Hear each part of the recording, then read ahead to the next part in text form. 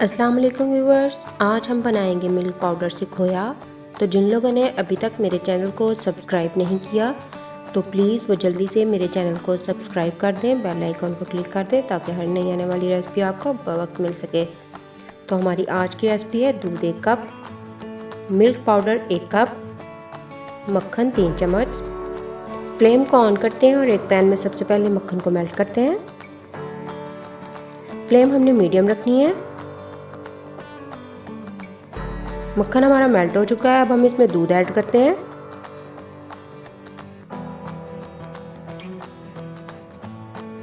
दूध और मक्खन मिक्स हो गए। अब हम इसमें मिल्क पाउडर डालते हैं और चम्मच चलाते रहते हैं ताकि इसमें गुठलियां ना बने।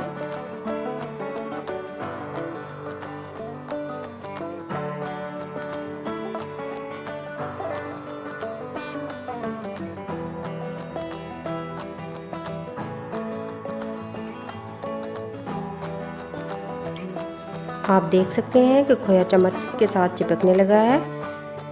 पैन मैंने छोटा लिया है इसलिए खोया साथ लग रहा है, लेकिन आपने ये गलती नहीं करनी। तो माशाल्लाह से मिल्क पाउडर से खोया तैयार है।